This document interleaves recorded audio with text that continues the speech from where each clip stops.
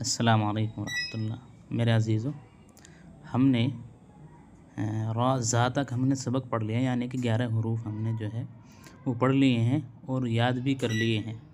اب ہم زا سے آگے سبق پڑھتے ہیں اور ہم یہاں سے پڑھیں گے سین، شین۔ ہم نے جو پہلے قاعدے میں پڑھا تھا تو اس میں ہم نے پڑھا تھا چھوٹا سین بڑا سین، لیکن ہم نے اس کے فرق کو نہیں جانا تھا کہ ان میں فرق کیا، آواز ان دونوں کی کیسے نکلے گی۔ تو میرے پیاروں، یہ بات یاد رکھو، جس کو ہم چھوٹا سین بولتے ہیں اس میں سینٹی کی آواز ہلکی ہوگی، سین، اور جس کو ہم بڑا شین بولتے تھے اس میں سینٹی کی آواز تیز ہوگی، شین، سین، شین، صاد، صاد۔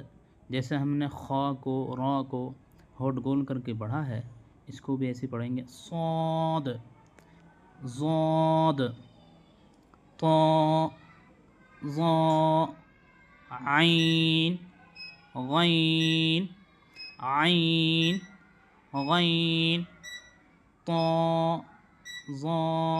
ہاں میرے پیاروں، نقطوں کی پہچان ہر جگہ رکھنا، چونکہ آگے آپ جب ان کو ملائیں گے تو ملانے میں آپ کی جو پہچان ہوگی ان حروف کی وہ صرف نقطوں کے ذریعے ہی ہوگی پہچان۔ بس آگے کا جو حصہ ہے بس وہ آئے گا، جیسے کہ آگے آپ ملا کر کے لکھیں گے، جیسے اس کے اوپر ہی لکھا ہے تو اس کی پہچان 3 کانٹوں سے ہو رہی ہے اور نقطوں سے ہو رہی ہے۔ تو یہ 3 کانٹے یاد رکھنا ہے، ایسے سواد کا یہ اوپر کا حصہ یاد رکھنا، چونکہ آگے صرف یہی حصہ ہے، جیسا اوپر لکھا ہے انہیں سواد، تو صرف آگے سواد ہے، اس کے بعد الف ہے۔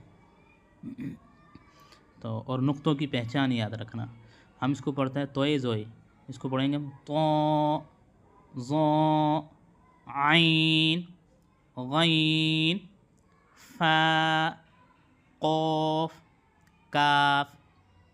پیاروں، ہم نے جب پہلے پڑھا تھا بچپن میں تو ہم نے پڑھا تھا بڑا کاف چھوٹا کاف، لیکن ہمیں یہ معلوم نہیں تھا کہ ان کی آواز دونوں کی جو ہے نکلے گی کیسے۔ ہمیں ان دونوں کی آواز میں فرق معلوم نہ ہوتا تھا، تو اس لیے اب دونوں کا فرق یاد رہے۔